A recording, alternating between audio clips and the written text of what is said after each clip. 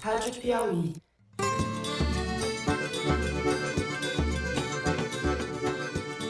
Olá, eu sou Fernando de Barros e Silva e a essa altura você já sabe que este não é o Foro de Teresina. É o 4º episódio do Sequestro da Amarelinha, uma série de 5 episódios narrativos conduzidos pela Piauí, a Suíça Info e a Rádio Novelo e apresentada pelos meus amigos José Roberto de Toledo e Jamil Chad. Fica aí com eles que vocês estão em muito boas mãos. No futebol, quando um time muito mais fraco ganha de um mais forte, a gente diz deu zebra. Vira e mexe, a zebra aparece nos gramados da Copa do Mundo. Começou a dar as caras lá em 1938, quando Cuba eliminou a Romênia em Toulouse, na França. Depois os cubanos perderam por 8-0 da Suécia e nunca mais voltaram a disputar um Mundial de Futebol. A zebra voltou na Copa seguinte, em 1950, e foi importunar justamente os inventores do futebol, os ingleses. Eles foram derrotados em Belo Horizonte, porque a Copa foi no Brasil, pela inexpressiva seleção dos Estados Unidos, que de tão fracos no esporte inventaram o seu próprio futebol. Em Seul, 52 anos depois, logo no jogo de abertura, a campeã mundial, a França de Zidane, perdeu para o Senegal por 1-0. Depois empatou com o Uruguai, perdeu para a Dinamarca e acabou eliminada ainda na primeira fase da Copa de 2002 sem marcar nem um mísero gol. Mas essa expressão deu zebra só faz sentido no Brasil, né, Jamil? Como é que se diz deu zebra aí na Suíça? Toledo, adonei les zebra. Não, tô brincando, não diz, né? Não tem tradução para deu zebra. Não tem tradução porque essa frase é originada de uma instituição eminentemente brasileira, o jogo do bicho. A zebra não faz parte do jogo. Não é um dos 25 animais em que as pessoas podem fazer sua fezinha. Por isso, não pode ser sorteada. É uma aposta impossível de vencer. Pois é, quem popularizou a expressão deu zebra e adaptou ao futebol foi o Gentil Cardoso no distante ano de 1964. Gentil era técnico do valoroso time da Portuguesa Carioca e iria enfrentar o poderoso Vasco da Gama, favorito absoluto. Dias antes da partida, Gentil começou a dar entrevistas dizendo que a Portuguesa ia surpreender. Vai dar zebra, dizia. E deu. A Portuguesa ganhou de 2-1. A surpresa foi tamanha que a expressão caiu no gosto dos cariocas e depois dos brasileiros. Pois é, Toledo, mas eu acho que os suíços não vão entender essa história do jogo do bicho e zebra, não. Acho melhor a gente usar uma metáfora mais universal para contar esse episódio. Que tal a luta bíblica do pequeno Davi contra o gigante Golias? Boa, Jamil, vamos nessa. Vamos misturar malandragem carioca com o Velho Testamento, então. Neste episódio, o Golias, favorito absoluto, é um bicho de 2 cabeças, ou de 2 cartolas. Um híbrido de João Avelange e Ricardo Teixeira. E o pequeno Davi, ou a zebra da história, é um suíço chamado Jean-François Tendard, que, na verdade, não tem nada de franzina, mas tudo bem. Quando esse drama começa, Tendard estava dando seus primeiros passos no jornalismo depois de ter obtido um bacharelado em Direito. Foi ainda como estagiário que Tendard, o Davi da nossa história, revelou ao mundo os nomes de 2 poderosíssimos cartolas brasileiros e como eles se beneficiaram do esquema de corrupção da FIFA. Foi esse Davi improvável que empurrou o Golias de 2 cabeças para fora do círculo de poder do futebol. Eu sou José Roberto de Toledo, editor executivo da revista Piauí. E eu sou Jamil Chad, correspondente da Suíça Info. E este é o Sequestro da Amarelinha, uma coprodução da Piauí, Suíça Info e da Rádio Novelo. Episódio 4. Senhor, a polícia está subindo. Vamos fazer um mini flashback aqui. Porque lembremos, 70 é a primeira Copa transmitida para o mundo inteiro. 70 estabelece aquilo que o McLuhan chamava da aldeia global. 74, a Copa já é transmitida em cores para o mundo inteiro. O Avelange se dá conta disso, do que ele tinha na mão. Se associa com a ISL, com os irmãos Dassler, da Adidas. Esse é um trechinho da entrevista que a gente fez com o Juca Kfouri. E esse exato trecho apareceu aqui no 2º episódio. Mas vale a gente dar uma recapitulada no que significava essa associação da FIFA com a ISL. Vai lá, Jamil. Até o ano 2000, a International Sport and Leisure, a ISL, do Horst Dassler, herdeiro da Adidas, controlava totalmente os direitos de transmissão e de marketing dos jogos da FIFA, sem qualquer licitação ou concorrência. Era um acordo milionário, claro, porque a transmissão desses jogos é disputadíssima. E o que a FIFA ganhava com isso? Uma boa contrapartida. Só entre 92 e 2000, a ISL e subsidiárias pagaram 158 milhões de francos suíços para a FIFA. Pensa que o franco suíço e o dólar em geral são bem equivalentes. Com o detalhe de que quase 22 milhões foram direto para os bolsos do Avelange, que foi presidente até 98, e do Ricardo Teixeira, que era um membro do Comitê Executivo da FIFA e presidente da CBF, além de, coincidentemente, genro do Avelange. Naquela mesma entrevista com o Juca Kfouri, o nosso repórter Alain de Abreu, da Piauí, perguntou para o Juca. E aí que o Ricardo Teixeira reproduz com o Ávila o esquema que o Avelange tinha com a ISL na FIFA, não, Juca? Exatamente. Aí você tinha um modelo pronto. Aqui no Brasil você já tinha o modelo que o Avelange implanta na FIFA, né, que eu chamo aqui no Brasil das capitanias hereditárias, que era a gestão ao lado das federações, que dava sempre maioria para o presidente da CBF. O Ricardo Teixeira aprendeu direitinho o caminho das pedras com a Avelange e aplicou o mesmo business model da FIFA aqui na CBF, com a Traffic ou Trafic do J. Ávila. Em alguns casos, até tinha uma concorrência de fachada. E aí você começa a constatar que há situações que não fecham. Há pessoas ou empresas de comunicação que te dizem que fizeram uma proposta para comprar o campeonato X e que o campeonato X continuou a ser vendido para a mesma empresa, apesar de ter certeza de que a proposta que eu fiz é maior do que a empresa que ganhou. Aí você viu a IMG fazer a mesma denúncia em relação à ISL. Fez uma oferta de 1 bilhão para comprar as Copas do Mundo de 98 e 2002 e a FIFA vendeu para a ISL por 200 milhões. O negócio estava escancarado. Como bem disse o Juca, para se tocar que alguma coisa estava acontecendo... Não precisava ser nenhum gênio. Você olhava em redor do mundo do futebol e perguntava: do que vive o Ricardo Teixeira? Ele não tem emprego, não tem nada, a CBF ainda não pagava salário, mas tem uma vida nababesca. Do que vive o presidente do Corinthians? Está lá o dia inteiro, também não tem emprego. Você começa a perguntar do que viviam as pessoas do futebol. Do que viviam as pessoas do futebol? Para responder essa pergunta, eu vou tomar a liberdade de citar um caso que está no livro O Delator, do nosso Alain de Abreu. O amigo do Avelange na ISL, o Dassler, morreu em 1987 aos 51 anos de câncer. Só que o esquema entre a ISL, a FIFA e a CBF não foi enterrado com ele. A parceria era agora capitaneada pelo braço direito do Dassler, o suíço Jean-Marie Weber. Depois, ele ficou conhecido pela alcunha de Homem da Mala. Toledo, inclusive eu já vi ele várias vezes com essa mala. Não sei se era mesmo, mas ele estava sempre, de fato, com uma mala. Sempre. Enfim, mas a história que eu quero contar é a seguinte. Na manhã do dia 3 de março de 97, um comprovante de depósito da ESL chegou na sede da FIFA no valor de 1,5 milhão de francos suíços.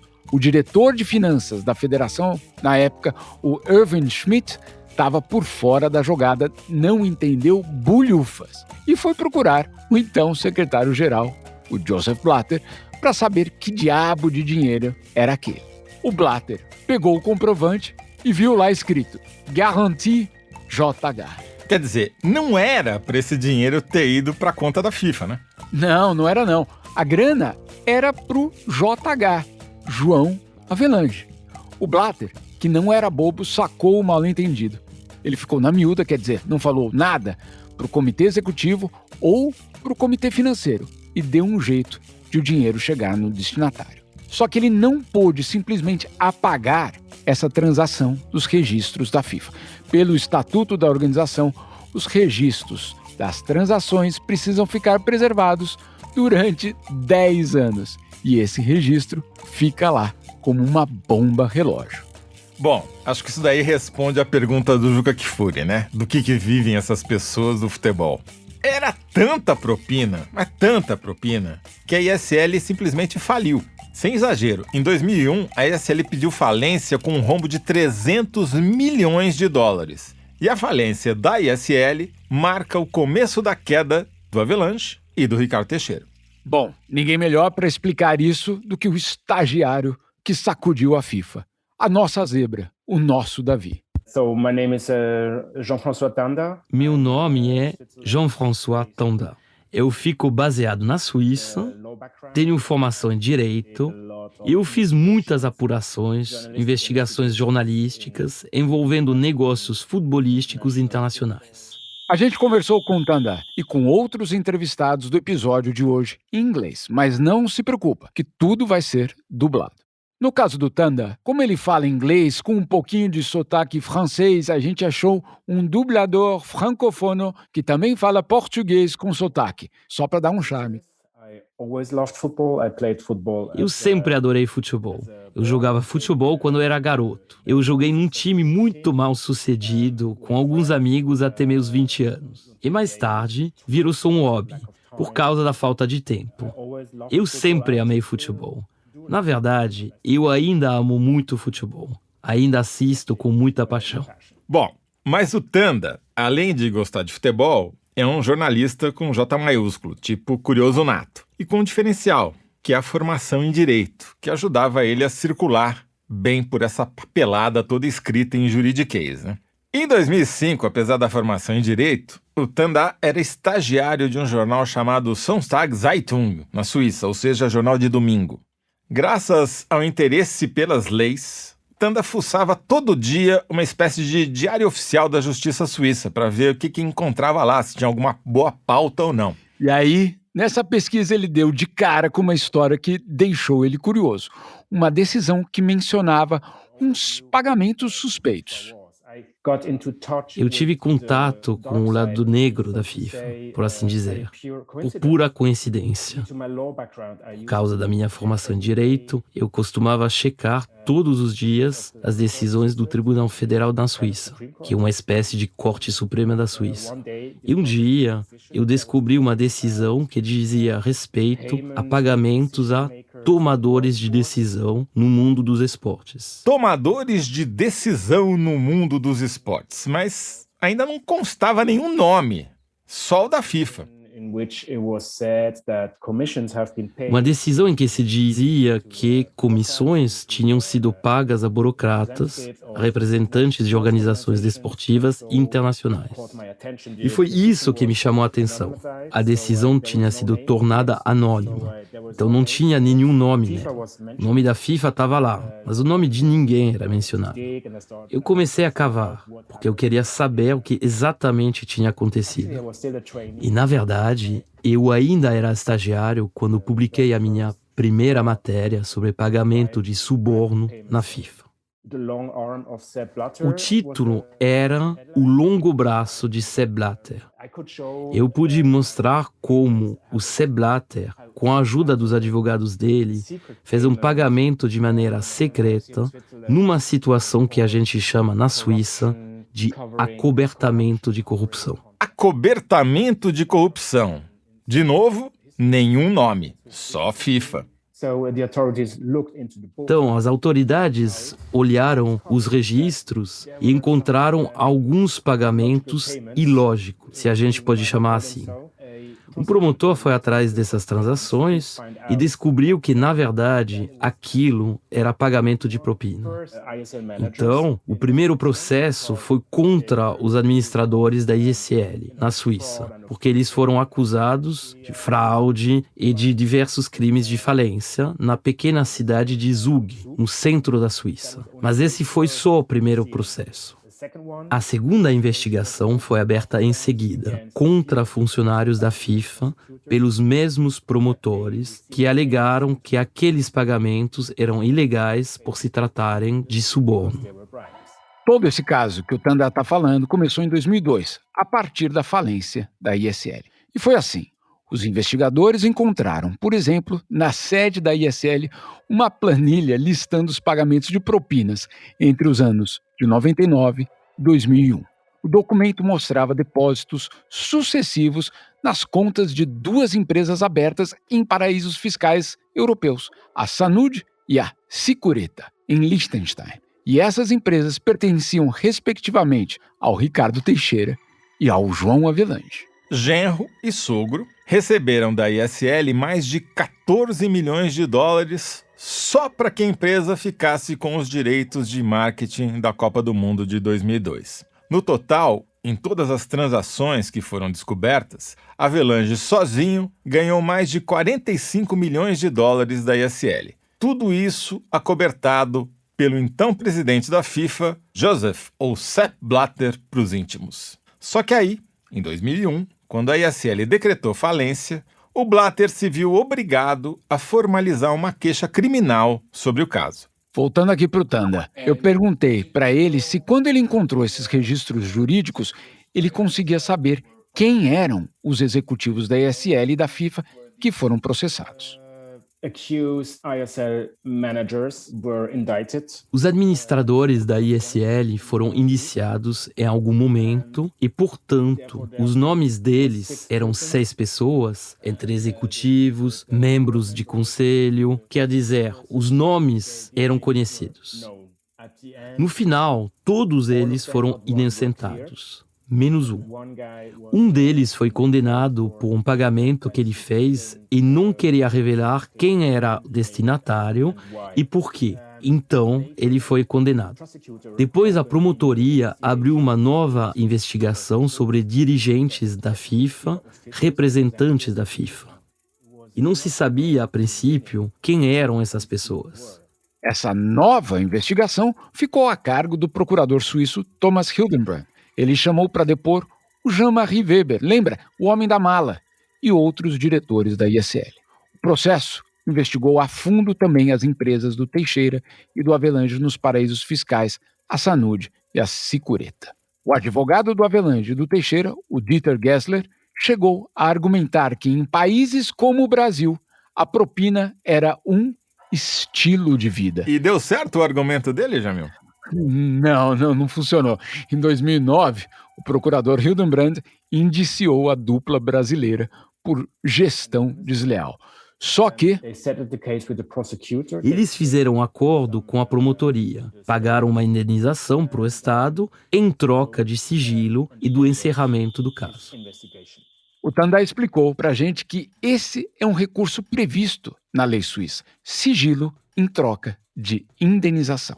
Acordo feito, a ação foi encerrada em maio de 2010. E esse acordo foi publicado ainda sem nenhum nome, só dizendo que B2 e B3 tinham concordado em devolver o dinheiro. Tá, só que mesmo com o sigilo, a verdade veio à tona, graças à Zebra, ao Davi, ao Tanda. Conta como aí, Jamil. Aí é que entra o faro jornalístico do Tanda. Como ele já investigava a FIFA há um bom tempo, ele sacou que eram nomes grandes. Aí ele teve de entrar na justiça para poder ter acesso a esses nomes. Eu apresentei o meu pedido no dia 3 de junho de 2010. E o Tribunal Federal, no fim, só liberou o acesso no dia 3 de julho de 2012. Quer dizer, foram 2 anos entre esses 2 marcos, por assim dizer. Eu entrei nessa muito ingênuo, quer dizer, mandei um e-mail para a promotoria do Canton de Zug dizendo: olha, eu vi esse release da imprensa, estou interessado em saber que acordo é esse. Você pode, por favor, mandar para mim? Então, a promotoria me respondeu dizendo: você precisa entrar com um pedido formal, uma carta, não um e-mail, e argumentando legalmente por que eles devem abrir esta decisão para você. Então, com o conhecimento legal que eu tinha, eu fiz isso por minha conta, consultando livros de direito, jurisprudências, e no fim, eles decidiram a meu favor. por me dar acesso ao documento. Esse documento era, eu diria, a primeira prova, legalmente certificada, de que funcionários de alto escalão, na verdade, o oficial de mais alto escalão, porque Havelange era o ex-presidente e recebeu o dinheiro como presidente da FIFA, esse documento foi a primeira prova legal de que funcionários da FIFA receberam suborno em quantias realmente elevadas. Estamos falando de bilhões de francos suíços que foram pagos a essas pessoas só porque eles eram membros do comitê executivo da FIFA. Um parêntese importante para fazer aqui é que a lei suíça permite que partes privadas, só privadas, de um processo façam algum tipo de acordo financeiro. Neste caso, as partes privadas eram a FIFA, fraudada, e o Havelange e o Teixeira, os fraudadores. Se a parte que foi fraudada e a parte que fraudou chegam a um acordo, uma paga a outra e o caso é encerrado. Isso vale para questões financeiras, não vale para crimes contra a vida, por exemplo. A decisão, então, não vai a julgamento e a pessoa que fraudou nunca é condenada. O processo é encerrado sem sentença. Eu perguntei para o Tanda se essa indenização que o Havelange e o Teixeira pagaram nesse acordo com a justiça suíça era muito dinheiro, ou se, digamos assim, valeu a pena. Se acabou sendo um bom negócio para eles fazer esse acordo. Sim, acho que foi um bom negócio. Acho que o Teixeira pagou, no total, 500 mil. 500 mil francos suíços, perto dos milhões que eles ganharam como propina, não é nada. Uma multinha, né? Um tapinha na mão. Uma dificuldade que estava lá e que era provavelmente a razão pela qual a promotoria não quis levar este caso ao tribunal, pela qual ela achou ok encerrar o caso com pagamento de indenização e porque não era totalmente claro pelas leis suíças que esse trâmite era ilegal. A ISL podia deduzir esses pagamentos dos impostos que a empresa pagava, por exemplo. A ISL declarava esses pagamentos como custos de venda. Os custos de venda, naquela época, na Suíça, eram permitidos. E era claro que a propina também estava incluída nesses custos de venda, em geral. Imagina, declarar propina no imposto de renda, é demais. Eu perguntei para o Tanda se isso era lido como uma espécie de comissão. Exatamente, é um tipo de comissão. Então, pelo lado da ISL, não era realmente claro que esse procedimento era ilegal. Eles eram autorizados a pagar esses custos de venda. A lei já mudou desde então, mas naquela época não era ilegal para o lado da ISL, mas para o outro lado, sim, era ilegal. Porque se você é o executivo de uma organização e você pega dinheiro que deveria ir para a organização, isso é uma má gestão criminosa. Mas não existia jurisprudência de como tratar desses pagamentos. Então, a promotoria precisou encontrar um jeito de encerrar a investigação, porque ela podia fracassar se no final, no tribunal, dissessem: olha, todo mundo sabe que é propina, todo mundo sabe que não é ok. Mas a legislação suíça não entende isso como sendo ilegal. Ia ser um problema para o promotor. Então acho que foi um pouco assim. Todos os lados ficaram felizes com o acordo no começo. Acho que o promotor também ficou satisfeito por poder mostrar que ele realmente tinha investigado. Perguntei para o Tanda se a FIFA tinha sofrido alguma consequência dessa investigação.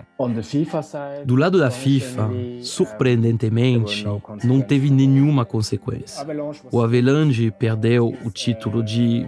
Qual era mesmo o título dele? Presidente honorário? Com o escândalo, o Havelange não só renunciou à presidência honorária da FIFA, como precisou se afastar também do cargo que ele tinha no Comitê Olímpico Internacional desde 1963. O Ricardo Teixeira renunciou à presidência da CBF logo em seguida, depois de 23 anos no poder. E ele também deixou a presidência do comitê organizador da Copa de 2014 no Brasil. Ele nega até hoje que o motivo tenha sido esse. O Blatter, bom, nesse caso, não aconteceu nada com o Blatter. Exatamente. Na entrevista com Tanda, eu entendi que só os brasileiros tinham caído. Mas eu perguntei se o esquema continuou o mesmo por baixo dos panos. The organization stays the same. A organização continua a mesma. Eles ainda comunicavam que estavam muito interessados em reformar a FIFA, em conduzir as reformas junto com Sepp Blatter. Eu ouvi dizer que o Havelange estava furioso com o Sepp Blatter. O Blatter, que eu trouxe ele da Longines para dentro da FIFA e se tornou-se um dos homens mais importantes do mundo. Eu gosto dele, esteve ao meu lado e fui eu que o trouxe. Do dia que eu entrei, o Blatter foi a minha continuidade e ao dia que ele vai sair, 40 anos estamos mandando. Que, na verdade, ele queria pegar um avião para Zurique para dar um tapa na cara dele, por assim dizer. Mas naquela altura, o Havelange já estava bem velho, muito velho, na verdade, e não podia cruzar o Atlântico para isso. A amizade entre esses homens acabou de repente. Mas isso também é típico de Blatter. Sacrificar as pessoas se for necessário para ele se salvar. Quando ele ainda era presidente da FIFA, ele não pensava duas vezes antes de sacrificar alguém, se isso trouxesse algum benefício para ele. Sacrificar pessoas para se beneficiar. Só que o Sepp Blatter pisou no calo de outro gigante. Ladies and gentlemen, dear friends, fans of football around the world. Esse áudio que a gente está ouvindo aí é de um vídeo de 2010, quer dizer, na mesma época dessa confusão que o Tanda estava contando. O Blatter ainda era o presidente da FIFA e ele estava anunciando os países sede das Copas de 2018 e 2022, que iriam acontecer respectivamente na Rússia e no Catar, como a gente já sabe. Acontece que para a Copa de 2022, o Catar tinha um concorrente bem forte na disputa. Os Estados Unidos. E eles não estavam para brincadeira. Chegaram a escalar como diretor da campanha ninguém menos do que o ex-presidente Bill Clinton. The winner to organize the 2022 FIFA World Cup is Qatar. No vídeo, dá para ver o sorriso amarelo do Clinton quando o Blatter tira o nome Qatar do envelope. Quer dizer, o Catar, que é um emirado minúsculo no Oriente Médio, com pouco menos de 3 milhões de habitantes, tinha vencido o país mais poderoso do mundo, com Clinton como embaixador e tudo, por 14 votos a 8. A senhora já esteve no Catar? Já. Aqui, mais um trechinho daquela entrevista que a Daniela Pinheiro fez com o João Havelange na Suíça em 2011, quando ela estava escrevendo o perfil do Ricardo Teixeira para Piauí. Junho e julho? Não, outubro, mas é um horror, né? 50 graus, né? Exatamente, é quando vai ser a Copa do Mundo. Todos os estádios são de ar-condicionado. É uma loucura, não é verdade? Mas quem queria a Copa no Catar? Não sei, eles se apresentaram e ganharam. Como ganharam, eu não sei, mas ganharam. O verão insuportavelmente quente do Catar deu tanto pano para manga que a Copa de 2022 foi transferida de julho para novembro e dezembro, outono no hemisfério norte. O Havelange provavelmente estava sabonetando quando disse que não sabia como eles ganharam. Mas dá para entender a cara do Bill Clinton no anúncio. E aí, meu amigo, um adversário muito maior que o Tanda estava entrando no jogo. Eram os Estados Unidos, que não brincam em serviço, e botaram logo o FBI para investigar o que tinha por trás das decisões da FIFA, uma operação que ficou conhecida como FIFAgate. Um grupo de agentes do escritório do FBI em Nova York assumiu a tarefa de decifrar aquele quebra-cabeça da corrupção, começando pela peça mais próxima, o compatriota Chuck Blazer. Chuck Blazer era, e eu digo era porque ele morreu em 2017, um cartola americano que foi secretário-geral da CONCACAF, a entidade que comanda o futebol da América do Norte, América Central e Caribe. E ele foi também membro do Comitê Executivo da FIFA, o órgão mais importante da entidade. Mas vamos voltar para o FBI. Não precisou de mais do que algumas semanas para os policiais fisgarem o Chuck Blazer. Apesar de ostentar um padrão de vida milionário, o Chuck não tinha declarado imposto de renda nos 3 anos anteriores. E o esquema não se restringia às contas pessoais. Ele também tinha sonegado impostos na CONCACAF. E aí, quando o FBI bateu na porta do Chuck e confrontou ele com os dados da investigação, ele não tinha muita saída. Segundo os advogados dele, a perspectiva era de que ele fosse condenado a 75 anos de prisão, o que para ele, com 66 anos e tratando de um câncer, significaria a prisão perpétua. Só tinha uma solução então: confessar os crimes e aderir a um programa de delação premiada do FBI em troca de liberdade. O Chuck Blazer admitiu ter recebido um total de 11 milhões de dólares de propina em troca dos votos na escolha das sedes das Copas de 98 na França e de 2010 na África do Sul, além de subornos em contratos comerciais para torneios da CONCACAF. Ele também admitiu ter sonegado quase 2 milhões de dólares em impostos. E se a gente chegou até aqui contando a saga investigativa de um jornalista, tá na hora de conhecer outro tipo de investigação, a do FBI. E você deve imaginar que não é fácil falar com esses caras. A Paula Dupras, repórter da Suíça Info, levou um bom tempo até conseguir um encontro com o agente Michael Gaeta, que participou diretamente da investigação. Eles conversaram em setembro, em Nova York. E o Gaeta era um dos caras mais indicados para tocar essa investigação. Afinal, ele chefiava um departamento do FBI responsável por lavagem de dinheiro e fraude transnacional. Ou seja, qualquer fraude financeira que acontecesse no mundo e que afetasse os Estados Unidos passava pela equipe dele. E ele contou que durante as investigações percebeu como a corrupção era tratada como algo corriqueiro. Essa relação entre os dirigentes de futebol e os empresários que estão envolvidos no negócio de futebol acabou permitindo, em última análise, uma relação corrupta, contínua de décadas, que era desconhecida, que não tinha sido revelada até as investigações deste caso. Eu digo desconhecida, mas claro que tinha quem soubesse e até aceitasse que essas relações eram uma forma de fazer negócios, de gerar receita, na América do Sul e em outras áreas. Tinha um entendimento de que havia um valor acordado, além do que estava legitimamente contratado para mídia e marketing, e que tinha que ser fornecido. Uma porcentagem desse montante era reservada aos indivíduos que estavam concedendo esse direito, o que é um jeito muito corrupto de fazer negócio. Um jeito, no mínimo, antiético, no mínimo, contraditório e, obviamente, criminoso. A falta de qualquer governança interna, de um código de ética entre os grupos que controlam o futebol, foi o que permitiu que esses conflitos de interesses significativos fossem possíveis, de uma maneira criminosa, num cenário em que a propina era vista como uma forma de fazer negócio. Como o Tanda tinha explicado para a gente mais cedo, a propina, dentro da legislação suíça, ficava num terreno de imoral, mas não ilegal, a ponto de a ISL, por exemplo, incluir a propina na declaração de imposto de renda como custos de venda. Foi por causa desse, digamos assim, desalinhamento entre as leis americanas e as leis suíças que o FBI, num primeiro momento, decidiu tocar essa investigação por conta própria. Historicamente, a Suíça tem sido vista como um abrigo para aqueles que querem manter segredos e esconder bens. Pelo que nós sabíamos, nossa atitude desde o começo era de que essa investigação, para ser bem-sucedida, tinha que ser silenciosa. A gente tinha que ter o controle da investigação até onde fosse possível. O que significa abrir mão da cooperação de autoridades estrangeiras durante a maior parte do curso da investigação. A Paula perguntou para o Gaeta se existia alguma incerteza ou até desconfiança por parte do FBI nas autoridades suíças.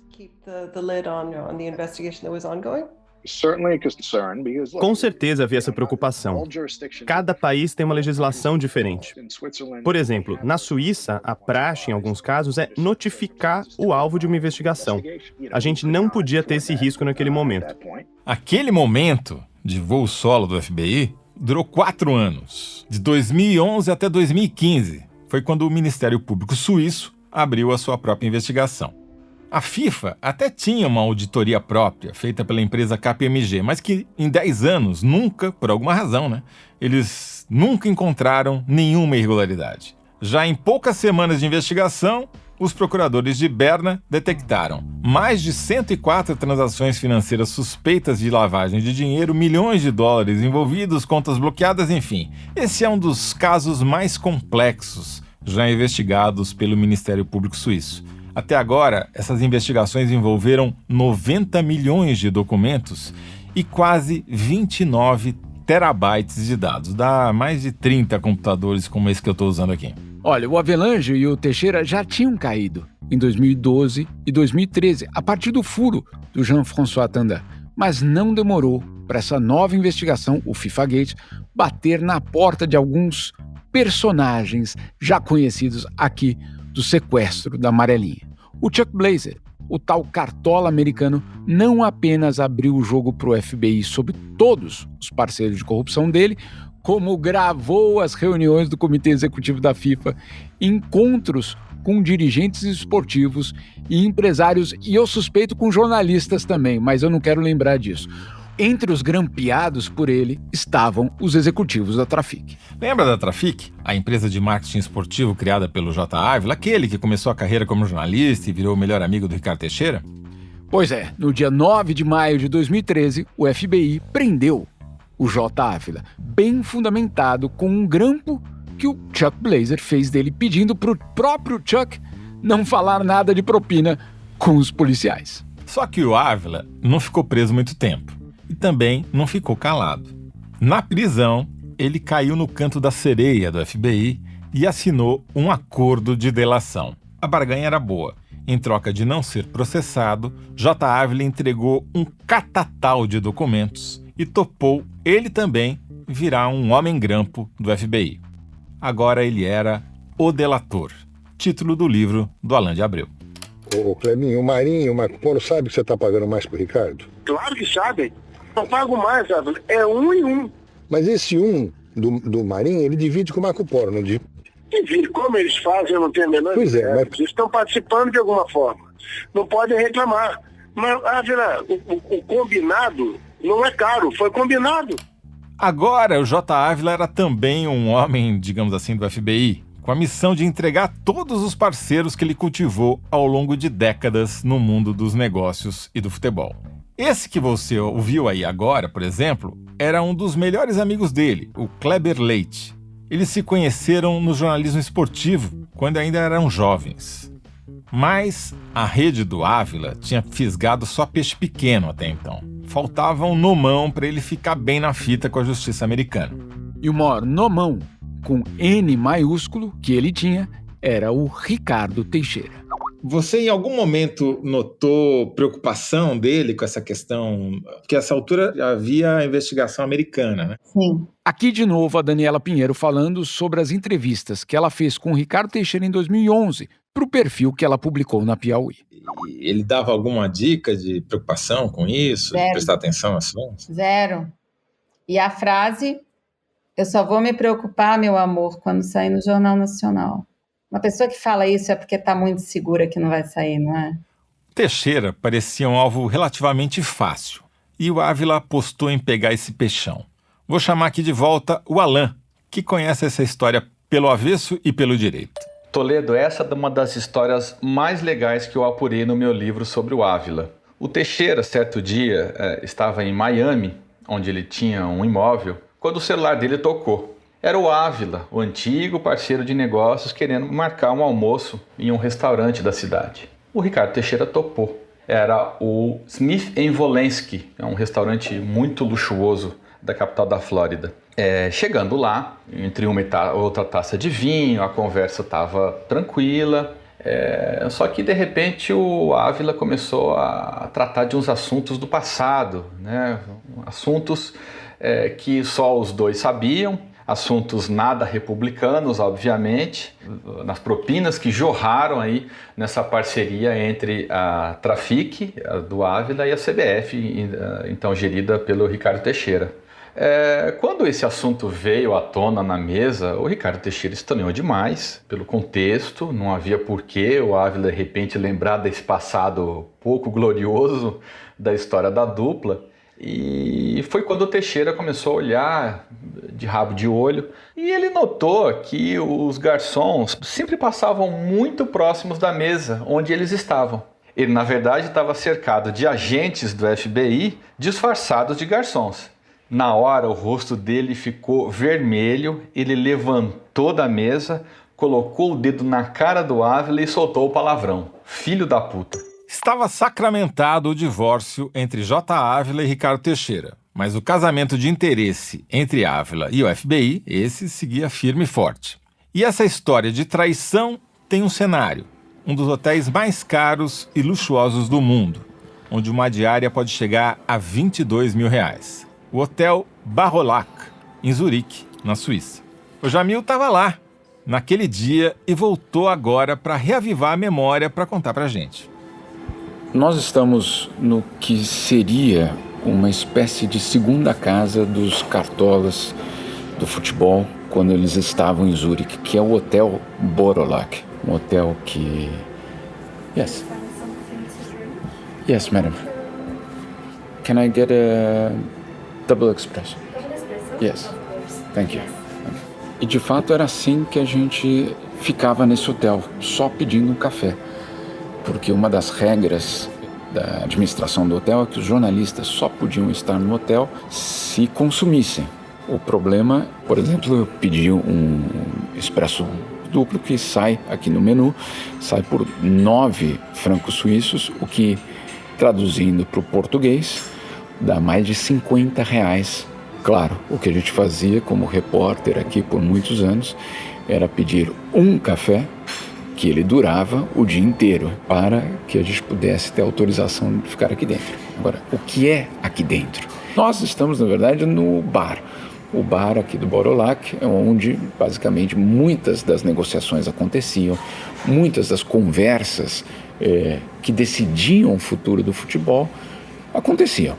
Então, você tinha uma divisão até por sofás, grupos diferentes ficavam em diferentes sofás. Para a gente ter uma ideia, são sofás super tradicionais, eu até chamaria de um luxo decadente, com árvores artificiais no meio do salão, lustres, aqueles gigantescos que parecem daqueles filmes do Titanic, obras de arte de um gosto mais do que questionável.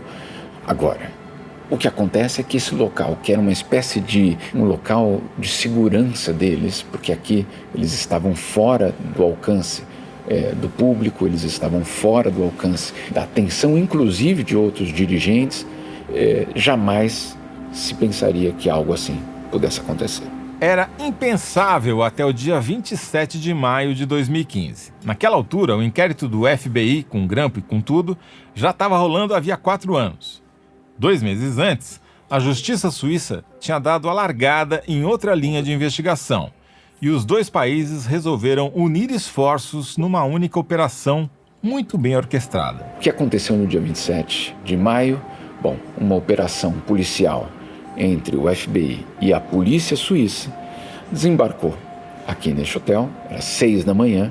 As pessoas que estavam dentro do hotel até hoje contam como os policiais entraram à paisana, não estavam vestidos de policiais, não chutaram porta. Foi uma operação silenciosa, tão silenciosa que contam que a mulher que aspirava o carpete aqui do hall, ela continuou trabalhando normalmente enquanto a polícia fazia a sua operação. Ou seja, era como se nada estivesse acontecendo. E no fundo, esse tinha sido o maior golpe contra o futebol, contra a estrutura de poder do futebol. O que aconteceu naquele dia? Vários dos dirigentes que estavam hospedados aqui para um congresso da FIFA foram levados para a prisão. Há um dos relatos de José Maria Marinho, que era naquele momento o dirigente brasileiro, um dos dirigentes brasileiros aqui no hotel. O policial que entra no quarto diz que ele precisa fazer uma mala. E a mulher dele faz uma mala e a polícia então diz para a mulher dele: é melhor a senhora fazer uma mala maior.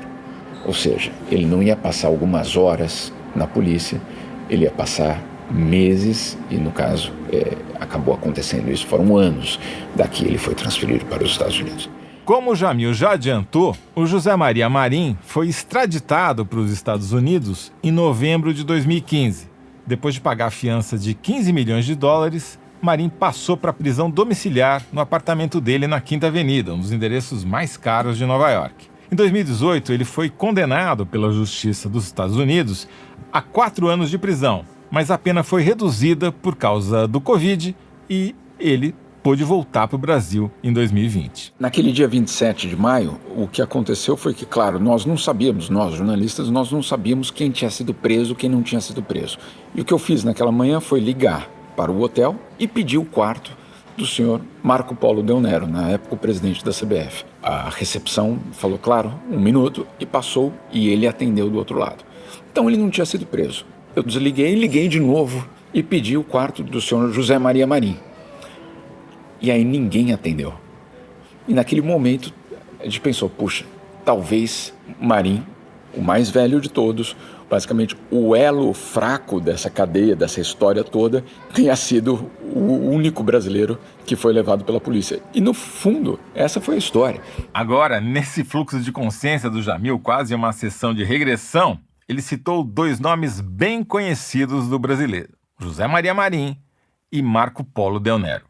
O Marim está tendo, né, porque ele ainda está vivo, uma vida bem movimentada. Foi jogador do São Paulo, governador do estado de São Paulo e presidente da CBF. O Del Nero foi o sucessor do Marim na presidência da CBF e, àquela altura, era membro dos comitês executivos da Conmebol e da FIFA. Vou passar a bola de volta para o Jamil, que já tomou o expresso duplo dele lá no Barrolac e voltou para casa. Bom, essa operação não aconteceu só no hotel mais luxuoso de Zurique. Foi uma ação maior, orquestrada. Enquanto a polícia estava prendendo os cartolas no Barrolac, os procuradores suíços estavam na sede da FIFA com mandado para confiscar 9 terabytes de documentos. Isso equivale a 600 milhões de páginas que iam embasar a investigação do FBI. A estimativa era de que num período de 24 anos, a cartolagem do futebol tivesse embolsado 150 milhões de dólares em propinas. E o Blatter nisso daí, Jamil? O Blatter fingiu que não era com ele. Ele apoiou oficialmente as investigações e soltou até uma nota na imprensa que dizia, abre aspas, não vamos tolerar essa atitude. Este é um bom dia para a FIFA. Fecha aspas. A estratégia deu certo em princípio e ele foi até reeleito presidente. Mas pressionado, Blatter acabou renunciando ao cargo menos de 1 mês depois. As investigações continuaram e em dezembro de 2015 ele foi banido do futebol pelo Comitê de Ética da FIFA. Sim, isso existe, Comitê de Ética da FIFA.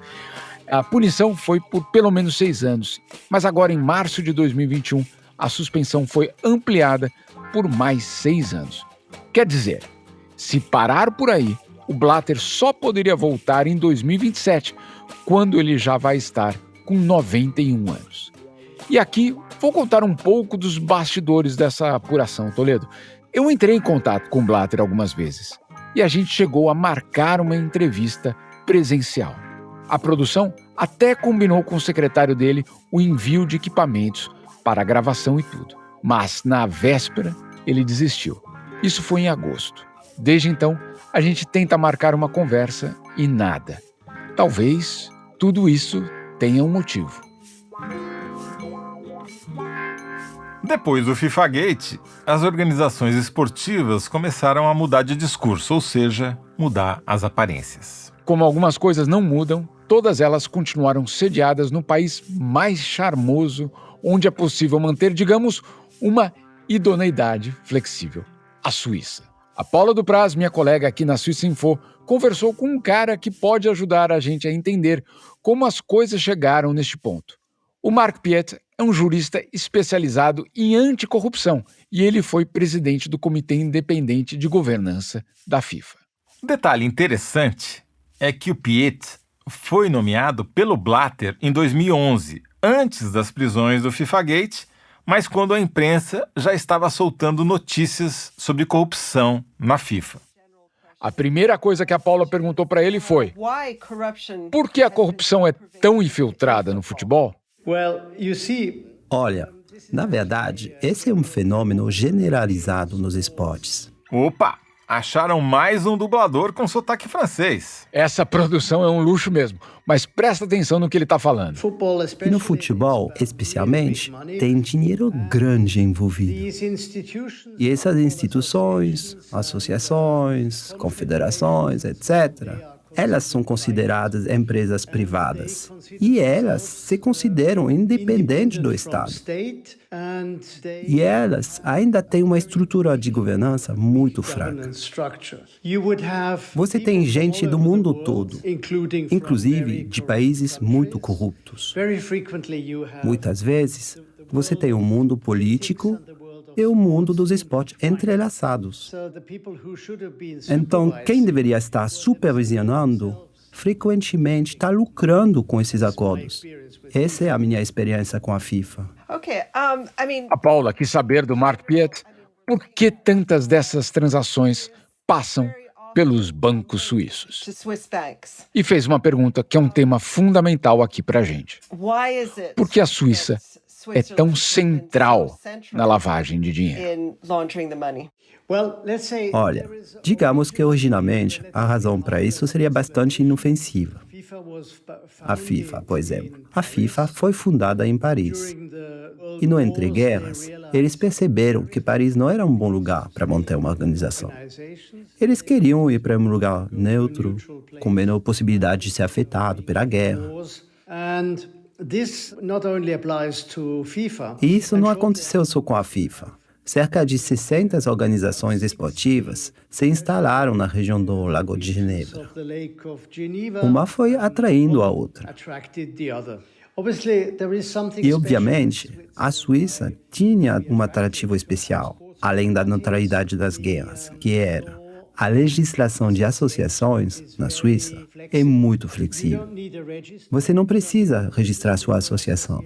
Você pode fazer isso se você considera que a associação tem caráter empresarial. Mas, em geral, você pode criar uma instituição de maneira muito simples. A Suíça é um lugar com muitas instituições financeiras. É um dos maiores centros financeiros do mundo, especialmente de bancos privados. Na verdade, 1/3 das fortunas privadas do mundo estão investidas na Suíça, ou através de instituições suíças. Então, no setor bancário privado, a Suíça é mais importante que Londres, que Nova York, que Hong Kong, etc. E essas pessoas que estão ganhando muito dinheiro através das organizações esportivas delas, eles obviamente não querem ir muito longe. Então, eles vão de Zurique, da montanha onde a FIFA fica, para a cidade, para o Banco B, e depositam o dinheiro deles ali. Tudo o que eles ganharam, de maneira legal ou ilegal. E eu preciso dizer que os bancos suíços, no passado, não faziam muitas perguntas. Alguns ainda não fazem muitas perguntas. Então, a Suíça continua sendo um lugar atraente para a lavagem de dinheiro. Os bancos suíços estão longe de estarem limpos. Organizações como a FIFA estão muito ligadas à Suíça de maneira oficial e não oficial. Existem muitos lobistas. Se você vai para o parlamento suíço, a FIFA tem um clube de amigos que não faria nada contra a FIFA. Eles ajudariam a FIFA sob qualquer circunstância. Da mesma forma como a FIFA já ajudou, no passado, alguns desses amigos. Vou te dar um exemplo. O Júlio Grondona, argentino que chegou à presidência da Associação Argentina de Futebol, foi vice-presidente durante a gestão Blatter e presidente do Comitê de Remuneração. Então era ele quem decidia o salário do Blatter. E o Blatter podia dizer depois: desculpa, não tem nada de errado com o meu salário. Ele foi aprovado pelo Comitê de Remuneração da FIFA.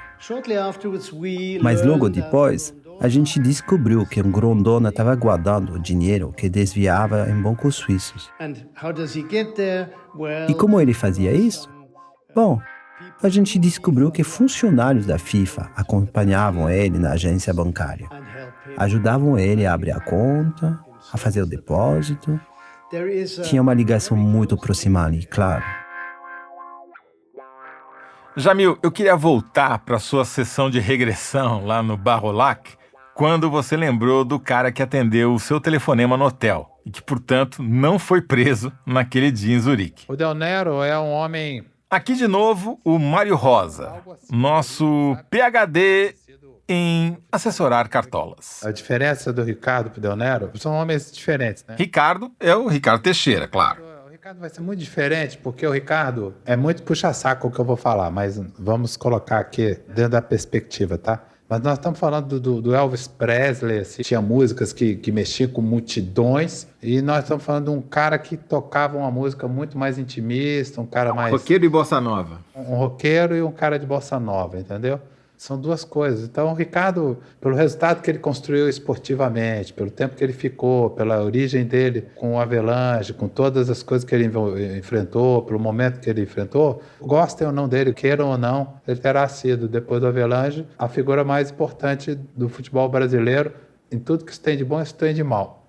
Mas o Del Nero tem algumas características. Em primeiro lugar, ele é advogado. Segundo, ele é criminalista. Terceiro, ele é absolutamente discreto. Ele é cerebral. O Ricardo é visceral. O Marco Polo, ele é frio. Jogador de pôquer. Ele é jogador de tranca, ele joga tranca. Mas a tranca, em geral, você joga com amigos. Sim. Né? Você joga sempre com as mesmas pessoas, não é isso? Parceiros, né? Parceiros. Então, ele é um cara que tem parceiros fixos. A tranca está no meio do caminho entre o buraco e a canastra. E a chave é a parceria, o vínculo entre os parceiros. Ele mora no Rio, ele mora numa cobertura na Barra. Aqui, de novo, o jornalista Silvio Barsetti. Ele tem toda segunda-feira um encontro com o presidente de federações, com diretores da CBF, para fazer um carteado que vai até 2, 3 horas da manhã, e dali ele comanda a CBF.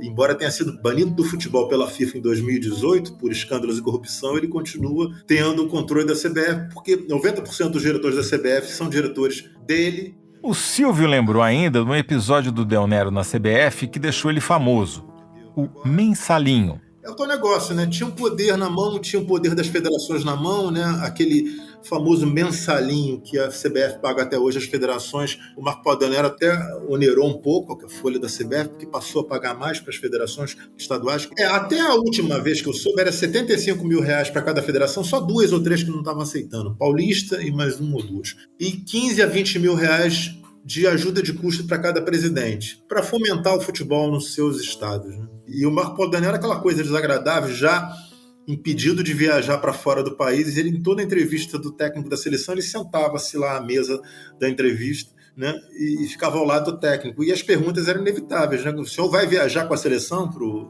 Uruguai? O senhor vai viajar com a seleção para a Hungria? E ele ficava engasgado, dizendo que não sabia ainda, claro, com risco de ser preso, né, caso deixasse o Brasil. Aliás, o Marco Polo Del Nero fazia, em média, uma viagem ao exterior por mês. Ele está numa prisão domiciliar, né? Naquele dia 27 de maio de 2015, quando 7 dirigentes foram presos no Borolac, o Del Nero passou ileso. Até ali, o nome dele ainda não era citado diretamente nas investigações. A corda só esticou para o lado do Del Nero alguns meses depois, em dezembro, quando o Departamento de Justiça americano incluiu 16 novos nomes entre os indiciados. Entre eles, o Ricardo Teixeira e o Del Nero. Nenhum dos dois foi preso. Silvio Barsetti falou em prisão domiciliar como figura de linguagem, né, com muitas aspas, porque nem Del Nero, nem Ricardo Teixeira foram condenados pela justiça para ficar em casa. Ao contrário, eles podem se locomover à vontade. Agora, eles talvez não se arrisquem a viajar para o exterior para não serem incomodados pelo FBI ou pela Interpol. Ficando aqui, eles não correm risco, porque o Brasil não extradita cidadãos brasileiros. O Ricardo Teixeira, por exemplo, não atravessa as fronteiras brasileiras desde 2015, segundo apurou o repórter Alain de Abreu, da Piauí. E isso, para quem costumava passar boa parte do ano viajando para outros países, é uma bela mudança de hábitos, né? Em 2002, por exemplo, Ricardo Teixeira passou mais dias no exterior do que no Brasil. Foi ano de Copa do Mundo, mas não foi só no Japão nem na Coreia que ele passou mais tempo. Adivinha onde foi, Jamil? Sim, foi aí, na Suíça mesmo. O Del Nero foi banido pelo Comitê de Ética da FIFA em 2017. Já o Ricardo Teixeira, protagonista de uma série de documentos do FIFA Gate, foi banido do futebol profissional no final de 2019 E esse banimento é perpétuo. Quer dizer, aquele que já foi o homem mais poderoso do futebol brasileiro não pode nunca mais participar de nenhuma atividade ligada ao esporte. Agora, Toledo, eu queria voltar aqui num trechinho da entrevista com o Mark Piet, aquele jurista especializado em anticorrupção. Eu perguntei para ele como as coisas dentro da FIFA tinham mudado a partir do FIFA Gate. Tem um lobby protegendo a FIFA. E isso não se restringe só à gestão do Blatter. Nada mudou desde então. Então, peraí. Se na FIFA nada mudou, e quem disse isso foi o Mark Piet, não sou eu. Se ninguém mais está preso, essa investigação aí na Suíça, todo o esforço do Tanda, a cena de cinema protagonizado lá pelo pessoal do FBI, tudo isso não serviu para nada? Tudo na vida são interesses. E a Suíça entendeu que esses escândalos de corrupção, que vinham de antes do FIFA Gate, estavam manchando a imagem do país internacionalmente. Para um país que tem como seu principal ativo justamente o sistema financeiro, não é nada interessante colocar essa confiança em dúvida. No parlamento suíço, as coisas começaram a andar em 2014, com a proposição da chamada Lex FIFA, ou Lei FIFA. Um projeto que estabelece que entidades esportivas e seus cartolas sejam tratados na mesma categoria de políticos, o que permite que a justiça suíça tenha um monitoramento extra sobre suas contas. Um dos nomes mais ativos na defesa dessa nova legislação foi o parlamentar suíço Roland Büchel. A Paula Dupraz, como quem não quer nada, perguntou para ele o que ele diria para o Ricardo Teixeira. E a resposta não foi bem o que a gente imaginava. No próximo e último episódio do Sequestro da Amarelinha, a gente vai entender por que um parlamentar que estava lutando contra a lavagem de dinheiro na Suíça tem muito a agradecer ao Ricardo Teixeira. É hora de olhar para frente, pensar no futuro do futebol, das transmissões esportivas, da Copa e da nossa camiseta amarela. O Sequestro da Amarelinha é uma coprodução da revista Piauí, da Suíça Info e da Rádio Novelo. Eu, José Roberto de Toledo, apresento e faço a direção de jornalismo com meu colega Jamil Chad, que encabeça o time suíço. Na reportagem, contamos no time da Piauí com Alain de Abreu, Fernanda da Escócia e Marcos Amoroso. A checagem é do Plínio Lopes. O time da Suíça Info tem coordenação do Dale Bechter, reportagem da Paula Dupraz e consultoria da Suzanne Heber. A coordenação do podcast é da grande Evelyn Argenta, da Rádio Novelo, com o apoio da Branca Viana, da Paula Scarpim e do Vitor Hugo Brandalize. A produção é da Gabriela Varela, da Marcelle Darieux e do Marcel Riso. A produção executiva é do Guilherme Alpendre. O roteiro foi escrito pela Clara Rellstab e pelo Gabriel Maria. A edição é da Evelyn Argenta e a sonorização da Paula Scarpim. A trilha sonora original é do Pedro Leal Davi, com percussão do Anderson Maia. A finalização e a mixagem são do Henrique Sciurcio, da Confraria de Sons e Charutos, onde também fizemos a gravação sob supervisão técnica do Cauê Shimoda. A coordenação digital é da Juliana Jäger e da Bia Ribeiro, e a promoção é da Mariana Faria. A identidade visual é do Kai Reusser. A gente agradece a Daniela Pinheiro pelos áudios da entrevista com João Avelange que você ouviu aqui. Este episódio ainda usou áudios da TV Record e da rede de TV pública americana PBS. Agradecemos também aos amigos que toparam encarnar os entrevistados do episódio de hoje aqui na dublagem. O Guilherme Alpendre, diretor executivo da Rádio Novelo, dublou o Michael Gaeta, do FBI. E o Numa Mazar, professor de economia da UFRJ, que é francês e está morando no Brasil, que topou emprestar o sotaque francês dele para o nosso Davi, o Jean-François Tanda. E também o cineasta Christophe Le Carpentier, outro amigo francês fluente em português que dublou o Mark Piet, o jurista especializado em medidas anticorrupção. Obrigado e até a próxima semana com o último episódio do Sequestro da Amarelinha.